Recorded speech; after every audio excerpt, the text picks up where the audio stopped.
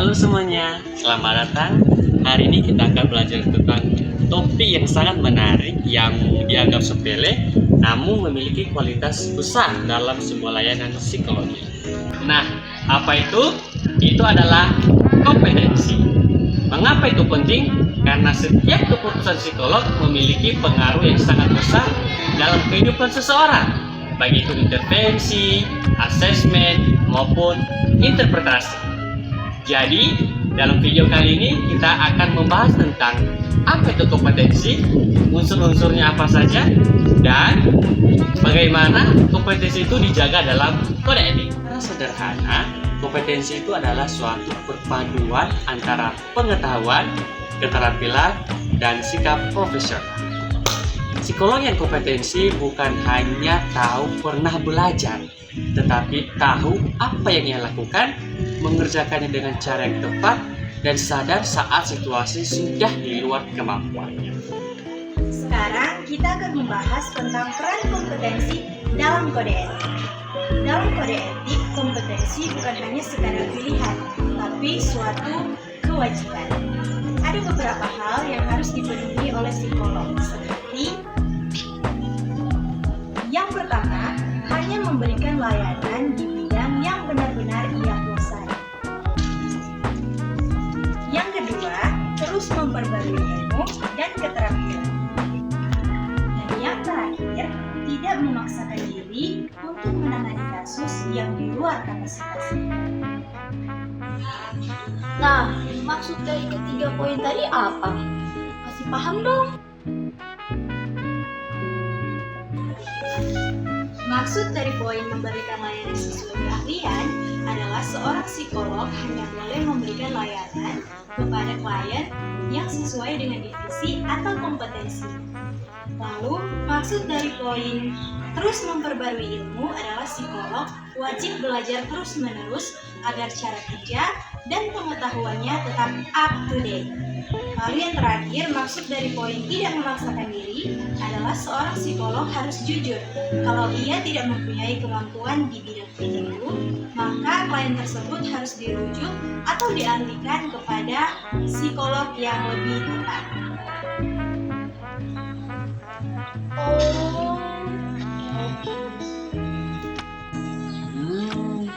Lalu bagaimana jika seorang psikolog tidak memenuhi kewajiban tersebut?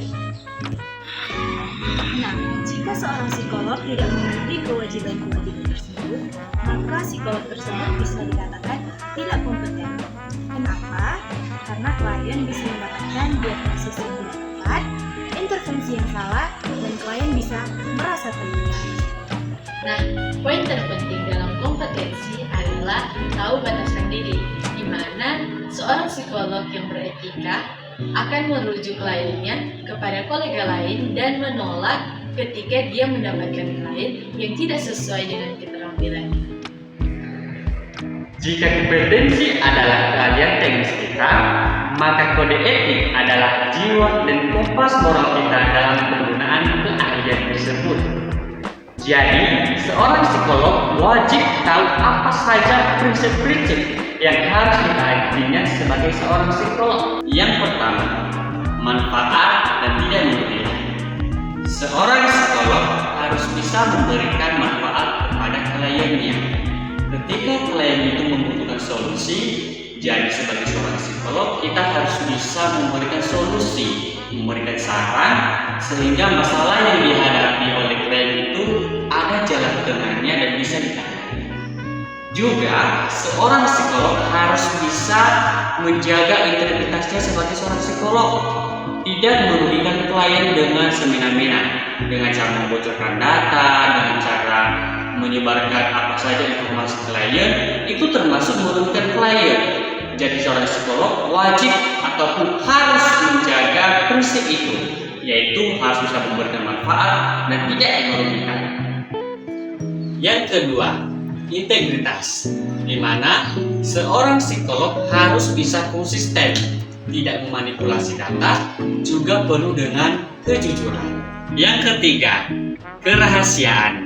Seorang psikolog wajib menjaga data klien serapat-rapat mungkin, baik itu informasi maupun data pribadi klien. Seorang psikolog tidak punya hak menyebarkan data klien dengan seenaknya saja. Tapi, apakah bisa seorang psikolog memunculkan informasi klien di saat-saat tertentu? Sangat boleh. Psikolog bisa membuka data klien jika ada ancaman terhadap klien maupun orang ketiga. Itu kerahasiaan bisa dibuka. Yang keempat, informed consent. Ini berisi tentang persetujuan setelah pemberian penjelasan antara klien dan juga psikolog. Di dalam isi informed consent ini berisi tentang informasi-informasi yang harus diketahui oleh seorang klien sebelum adanya sesi konseling.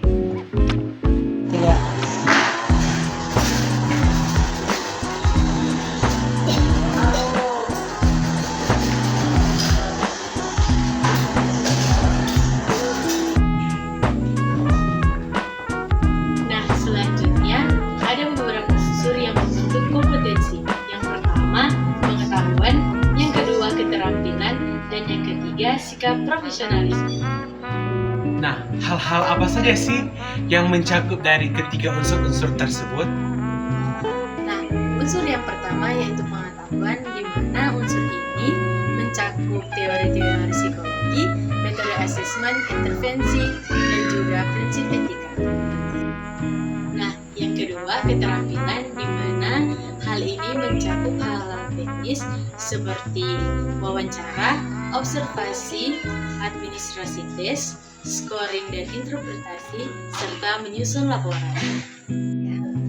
Nah, yang ketiga, sikap profesionalitas, di mana hal-hal ini mencakup seperti ketelitian, kehati-hatian, objektivitas, serta kesadaran terhadap bias, dan juga etika saat berinteraksi dengan klien. Psikolog wajib memastikan mereka memiliki latar belakang pendidikan yang relevan dan telah melalui pelatihan yang dilakukan. Nah, selain unsur-unsur, ada juga dimensi yang harus diperhatikan. Yang pertama, seperti kesadaran budaya, kepekaan terhadap konteks sosial klien, dan kemampuan menjaga batas kewenangan saat praktik berlangsung. Nah, kita masuk dalam penggunaan alat tes. Kita harus menggunakan alat tes yang valid dan reliable, serta memastikan hasil materi dari alat tes tersebut.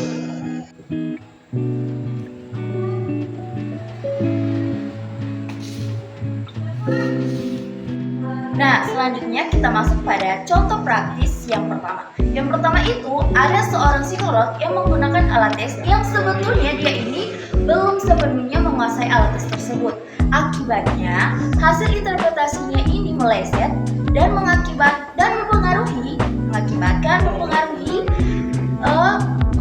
keputusan dari klien tersebut. Nah, di sini kita bisa lihat bahwa seberapa penting sih penguasaan alat asesmen. Nah, contoh yang kedua yaitu seorang psikolog pendidikan mempunyai kenalan dengan trauma yang berat, namun kenalannya ini kenalan dewasa ya. Nah, jika dipaksakan, kenalan ini tuh bisa mendapat penanganan yang tidak tepat. Oleh karena itu, keputusan etisnya adalah merujuk atau bekerjasama dengan ahli yang sesuai. Nah, contoh yang ketiga yaitu seorang psikolog memberikan penilaian tanpa mempertimbangkan konteks budaya dari klien ini. Nah, sehingga pada akhirnya hal yang wajar yang dilakukan oleh klien saja dianggap bermasalah. Nah, dari contoh ini teman-teman, kita perlu tahu bahwa seberapa penting kita harus memahami konteks budaya yang ada di sekitar kita, baik dari teman ataupun klien yang akan kita tangani ke depan.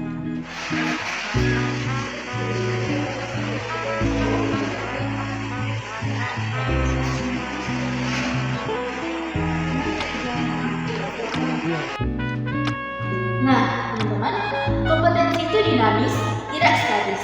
Kita punya kewajiban untuk terus berkembang. Inilah yang dinamakan dengan pengembangan profesional berkelanjutan atau P2P. Nah, ini mencakup dengan workshop, seminar, atau supervisi.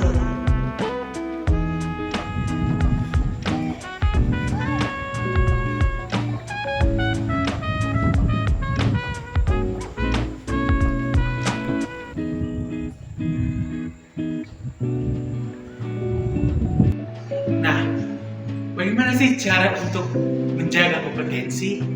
Untuk menjaga kompetensi, seorang psikolog harus mengikuti supervisi, mengikuti workshop atau seminar, membaca literatur terbaru, menggunakan standar asesmen yang benar, serta melakukan refleksi dan evaluasi diri secara rutin.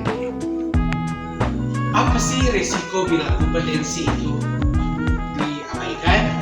Nah, kalau kompetensi itu tidak dijaga, risiko jatuhnya bukan sekedar kepada klien, tetapi kepada profesional psikolognya.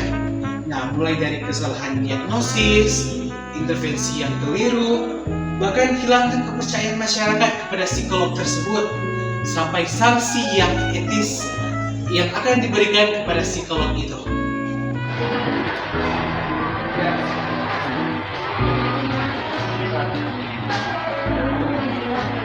Nah, kemudian ada multiple relationship atau batas hubungan ganda.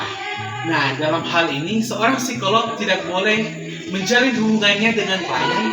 Itu bisa mengakibatkan atau mengaburkan objektivitas dan berpotensi eksploitasi.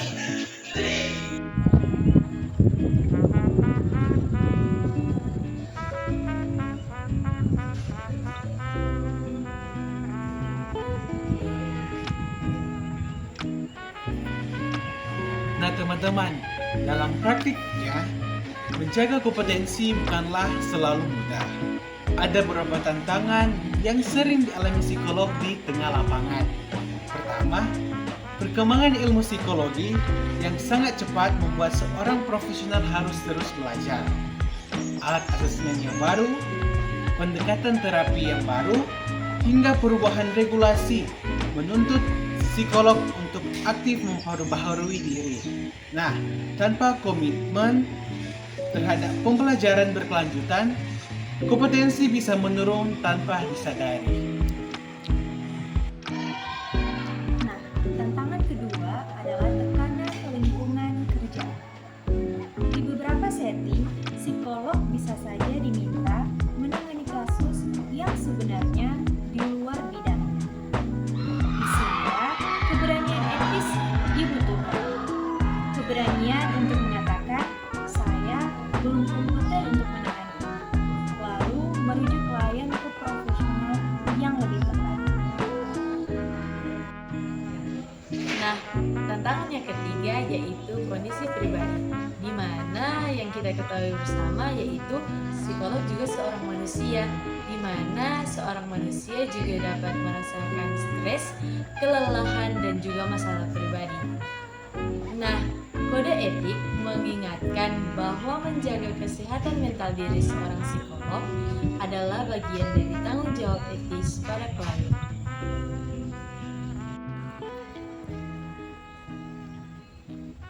Nah, pada akhirnya kompetensi bukan soal apa yang sudah kita pelajari, namun bagaimana seorang psikolog bisa memelihara dan menghormati batas dirinya sendiri.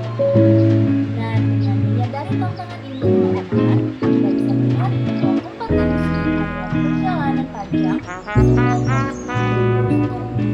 agar layanan psikologis tetap aman, medis, dan bermanfaat bagi siapapun yang menerima. Nah, untuk menjadi seorang psikolog profesional bukan hanya sekedar duduk saja, tetapi menjaga martabat kemanusiaan.